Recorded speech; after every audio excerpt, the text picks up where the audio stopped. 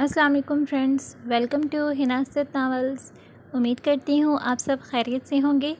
Friends, जिसने मेरे channel को अभी तक सब्सक्राइब नहीं किया, प्लीज़ उसे जल्दी से सब्सक्राइब कर लीजिए और बेल आइकन को क्लिक करना बिल्कुल भी मत भूलिएगा, ताकि आपको आने वाली हर नई किस्त की नोटिफिकेशन मौसूल हो सके। तो आइए बिना वक्त ज़ाया किए चलते हैं आज की किस्त की जानिब। नावल इश्क में घायल, किस्त नंबर 7।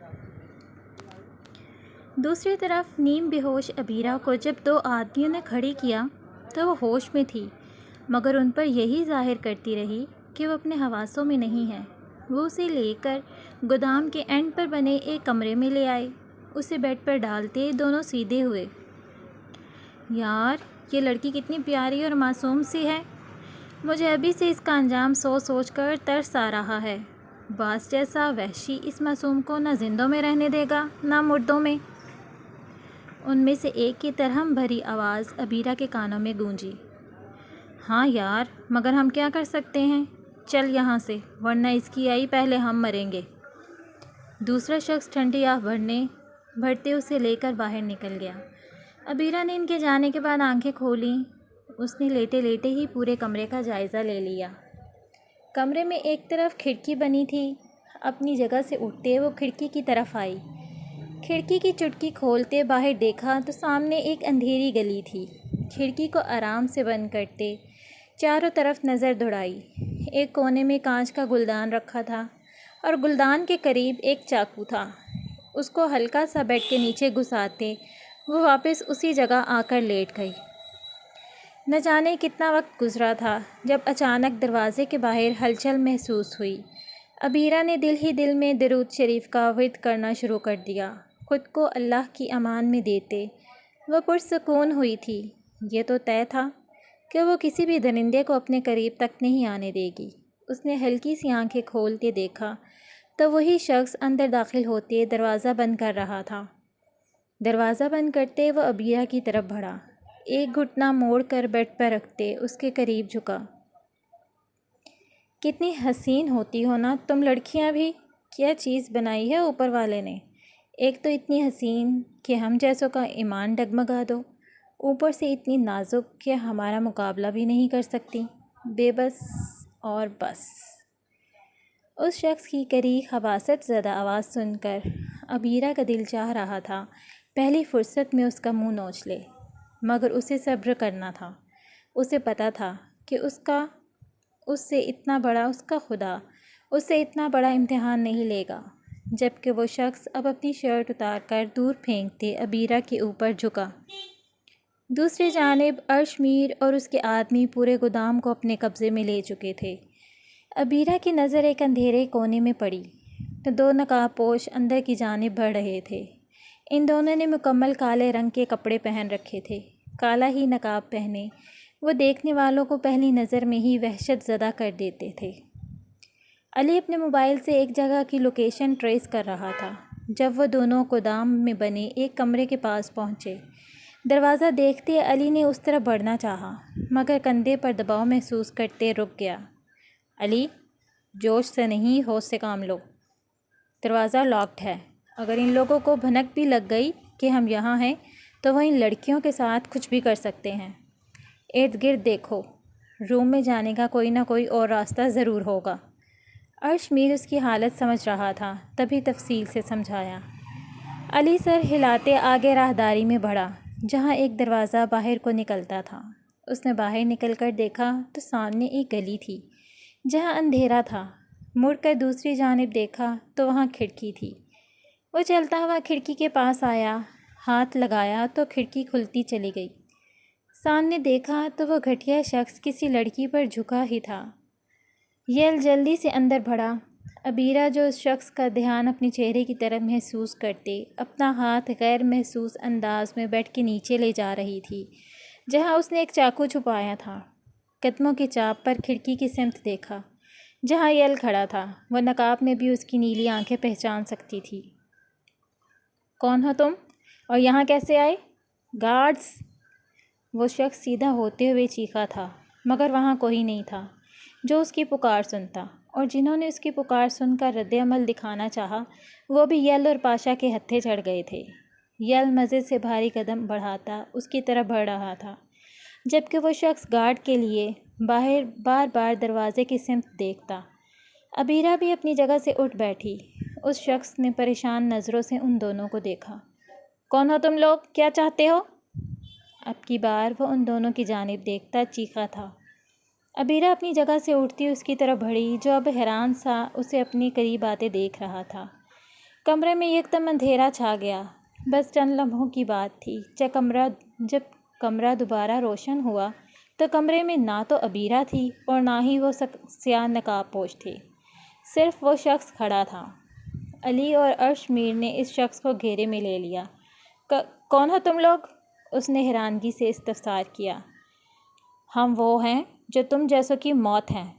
ہم وہ ہیں جنہیں آج تک کوئی جان نہیں سکا، اور جو جان جاتا ہے وہ کسی کو بتانے کے لیے زندہ نہیں بچتا۔ ہم اس ارض پاک کی بہن بیٹیوں کی طرف اٹھنے والی میلی نگاہ رکھنے والوں کو زندہ درگور کر دیتے ہیں، اپنے ملک کی جڑوں کو کھوکھلا کرنے والوں کے ہاتھوں کو کاٹ دیتے ہیں۔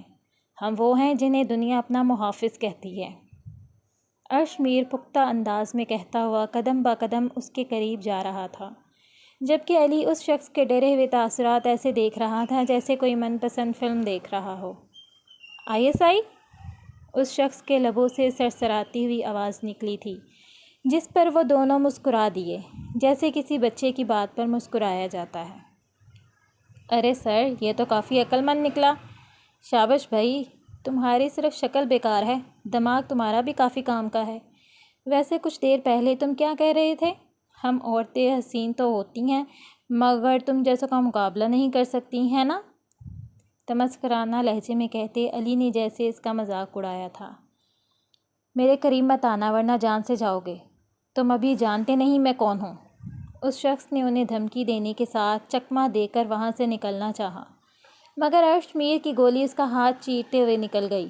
نہ نہ نہ، بھاگنے کی غلطی مت کرنا۔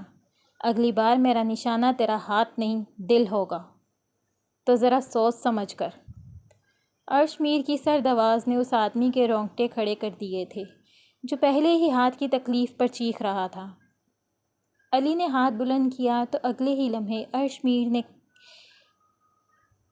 کیچ پھینکنے کے انداز میں چھوٹا سا کٹر اس کی جانب پھینکا، جسے وہ بڑے آرام سے ماہرانہ انداز میں کیچ کر چکا تھا۔ کٹر کو اس کی آنکھوں کے قریب کیا۔ سر، کیا میں اس کی آنکھیں نکال سکتا ہوں؟ بہت دن ہو گئے کسی کی آنکھ نہیں نکالی میں نے۔ علی نے معصوم سا چہرہ بناتے ارش میر سے پوچھا، جیسے کوئی معمولی سی کام کی اجازت چاہ رہا ہو۔ تم جانتے ہو تمہیں کیا کرنا ہے؟ ارش میر کی سرسراتی آواز سمجھتے علی نے سر ہلایا اور پھر کٹر اس کی آنکھ کے بالکل قریب لے گیا۔ کٹر کی نوک اور اس کی آنکھ میں صرف بمشکل کچھ سینٹی میٹرز کا فاصلہ تھا۔ وہ ہاتھ کا درد بھلائے اس نئی ابتداء پر بوکھلا گیا۔ نہیں، ابھی نہیں۔ پہلے ذرا ہمیں اپنے منہ سے اسمگلنگ پلان کے بارے میں تفصیل سے بتاؤ، پھر آنکھ والا کھیل ہم آرام سے کھیلیں گے، اوکے؟ افسوس میں سر ہلاتے کٹر دور کیا، جس پر کچھ پل اس آدمی نے سکھ کا سانس لیا، مگر اگلے ہی لمحے ارش میر کی گن کا دستہ اس کے سر پر مارتے اسے بے ہوش کر چکا تھا۔ پھر آرام سے اسے کندھے پر اٹھائے باہر نکلا، جہاں علی دیوار سے ٹیک لگائے اسی کا انتظار کر رہا تھا۔ وطن کے یہ گمنام سپاہی ایک بار پھر اپنا کام پورا کرتے اپنی راہ لے چکے تھے، اور یہ جو کوئی اختتام نہیں تھا، یہ تو ابتدا تھی کچھ نئی مشکلات کی۔ صبح صبح ہی چودھری صاحب کی ملازمہ رانی اس کے لیے ناشتہ لے آئی۔ چائے ناشتہ لے آئی تھی، بستر سے اٹھنے کو اس کا دل تو نہیں چاہا۔ بہرحال چائے ٹھنڈی ہو رہی تھی، اس لیے اسے بستر چھوڑنا ہی پڑا۔ بستر سے اٹھنے کے بعد ایک انگڑائی لے کر وہ پانی کے نلکے تک گئی۔ وہاں سے جگ میں پانی بھر کر وہ اپنا منہ ہاتھ دھونے لگی۔ پانی ٹھنڈا تھا، اس لیے اس کے ہاتھ کانپ رہے تھے۔ وہ چارپائی پر بیٹھ کر گرم گرم پراٹھے کو دہی میں ڈبو کر کھانے لگی۔ ساگ اور مکھن بھی تھا۔ اسے گاؤں کے دیسی کھانے کے علاوہ کسی بھی چیز میں دلچسپی نہیں تھی۔ چودھری صاحب مکمل طور پر اس کی خاطرداری کر رہے تھے۔ وہ ان کی احسان مند تھی۔ رہائش کے علاوہ کھانے پینے کا بھی خاص بندوبست ہوتا تھا۔ کھانا کھاتے ہوئے بھی ساختہ اسے اپنی اماں کی یاد آئی۔ وہ بھی اسے ایسے مزیدار پراٹھے بنا کر اسے اپنے ہاتھوں سے کھلایا کرتی تھیں اس نے فون پر اپنی اماں سے بات کی تو انہوں نے اسے بتایا کہ اس کے بابا اس کے اس قدم سے سخت ناراض ہیں، تو دل اویس نے پیار بھرے انداز میں منت سماجت کی کہ وہ انہیں اس کی خاطر منا لیں۔ کچھ ضروری باتیں کرنے کے بعد وہ ناشتہ کرنے لگی۔ ناشتہ کر لینے کے بعد اس کا ارادہ چہل قدمی کا تھا۔ چودھری محتشم نے شہر میں اپنی تعلیم مکمل کی تھی۔ کئی بار اپنے بابا کے کہنے کے باوجود بھی وہ گاؤں واپس نہیں آیا اپنی ڈیوٹی کی وجہ سے، لیکن اس بار شاید خدا نے ان کے والد کی سن لی تھی، جو پولیس کے محکمے نے اس کی پوسٹنگ اس کے گاؤں میں کر دی تھی۔ اس نے ابھی تک گاؤں میں کسی کو اپنے بارے میں نہیں بتایا تھا کہ وہ پولیس کے محکمے میں ہے، وہ اس کیس کو حل کرنے کے لیے یہاں آیا ہے۔ حتیٰ کہ چودھری صاحب کو بھی نہیں پتہ تھا کہ وہ شہر میں کس قسم کی نوکری کرتا تھا۔ جب سے وہ گاؤں آیا تھا، چودھری صاحب نے اس کی حفاظت کے لیے باڈی گارڈ مقرر کر دیے تھے، مگر اچانک ایک دن وہ حویلی سے نکل گیا اور ایک کار حادثہ پیش آیا۔ اب وہ ہاسپٹل سے واپس حویلی آ چکا تھا۔ ناشتہ کرنے کے بعد وہ حویلی سے باہر نکل آیا۔ اسے کچھ معلومات بھی حاصل کرنی تھیں۔ وہ یوں ہی ہاتھ پہ ہاتھ دھرے تو نہیں بیٹھ سکتا تھا۔ لوگوں کی زندگیاں داؤں پر لگی تھیں۔ وہ اسے بڑی امید کے ساتھ یہاں بھیجا گیا تھا۔ جو اس کے باس تھے، جس کے سامنے وہ جواب دہ تھا، اسے ان کو جواب دینا تھا۔ ناشتے کے برتن سائڈ پر رکھ کر اس نے اپنے بالوں کا حلیہ درست کیا اور جینز اور شرٹ کے اوپر جیکٹ پہن کر ساتھ ایک گرم شال بھی اوڑھ لی۔ گاؤں کی اس شدید سردی کو روکنے کے لیے صرف جیکٹ تو ناکام رہتی۔ جوگرز کے تسمے باندھ کر وہ باہر نکلا۔ باہر خاموشی کا راج تھا۔ دھند کے باعث شاید لوگ اپنے گھروں میں بستروں کی زینت بنے ہوئے ہوں گے۔ وہ گاؤں کا جائزہ لیتے ہوئے آگے بڑھنے لگا۔ چلتے چلتے اچانک اسے احساس ہوا جیسے کوئی اسے دیکھ رہا ہے۔ اس نے پیچھے مڑ کر دیکھا تو دور دور تک کوئی نہیں تھا۔ وہ شمال جنوب ہر طرف دیکھتا رہا، لیکن کوئی بھی اسے نظر ہی نہیں آیا۔ اگر واقعی وہاں کوئی نہیں ہے تو پھر اسے ایسا کیوں محسوس ہوا جیسے کوئی اسے دیکھ رہا ہے؟ سر جھٹک کر ایک بار پھر وہ چلنے لگا۔ شام جی، ایک سرسراتی ہوئی ٹھٹھرتی سرد سی آواز اس کے سماعتوں سے ٹکرائی۔ وہ چونک کر پلٹا، مگر دور دور تلک کوئی نہیں تھا۔ چلتے چلتے اس کے قدم چلنے سے انکاری ہو گئے۔ اسے ایک بار پھر محسوس ہوا جیسے کوئی اسے دیکھ رہا ہے۔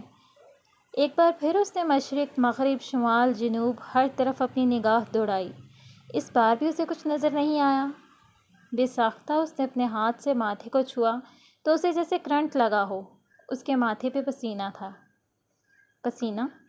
ایسا کیسے ہو سکتا ہے؟ تھوڑی دیر پہلے ہی تو اسے اتنی شدید سردی محسوس ہو رہی تھی، اب اچانک یہ پسینہ کہاں سے آ گیا؟ وہ کھڑے ہو کر اچھے سے ہر طرف کا جائزہ لینے لگا۔ لوگوں کے پتھروں سے بنے گھروں اور لمبے لمبے درختوں کے علاوہ اسے کچھ نظر نہیں آیا۔ اس نے خود کو نارمل کرنے کے لیے گہری سانس خارج کی اور ماتھے سے پسینہ پونچھ کر ایک بار پھر سے چلنے لگا۔ کل کی نسبت آج دھند بہت کم تھی، لیکن سردی بہت زیادہ تھی، کیونکہ باہر سرد ہوائیں چل رہی تھیں اور ہوا کی وجہ سے دھند آسمان پر چڑھ کر بادلوں کا روپ دھار چکی تھی۔ پرندے بھی سردی کی وجہ سے گھونسلوں میں ہی چھپے بیٹھے تھے۔ اس نے رانی حویلی کے ملازمہ کو اپنے ساتھ باہر چلنے کو کہا۔ موسم بہت خراب تھا، اس لیے وہ تو اس کی بات سن کر ہی بدک گئی۔ نہ باجی، میں تو نہیں جانا آپ کے ساتھ، اتنا خراب موسم ہے اور چھوٹے چودھری بھی حویلی میں ہی ہیں آج کل، مجھے تو ان کے غصے سے بہت ڈر لگتا ہے۔ اف رانی، تمہارے وہ چھوٹے چودھری بھی انسان ہیں، تم اس انسان سے ڈرتی کیوں ہو اتنا؟ میں تو نہیں ڈرتی تمہارے اس چھوٹے چودھری سے۔ تم میرے ساتھ چل رہی ہو تو بس چل رہی ہو، میں نے کہہ دیا یہ میرا آخری فیصلہ ہے، اور اگر تم میرے ساتھ نہ گئی تو مجھ سے پھر بات مت کرنا دوبارہ۔ رانی کی بات سن کر اس نے غصے سے دھمکی دینے والے انداز میں کہا اور اپنے کمرے کی طرف بڑھ گئی۔ ارے باجی، آپ تو ناراض ہی ہو گئیں۔ چلو ٹھیک ہے باجی، میں آپ کے ساتھ چلتی ہوں، آپ تو چھوٹی سی بات پر ناراض ہو جاتی ہیں، اس نے منہ بسور کر کہا اور اس کے پیچھے ہی کمرے میں آ گئی۔ چلو پھر تیار ہو جاؤ تم بھی، اس نے کہا اور واش روم میں گھس گئی۔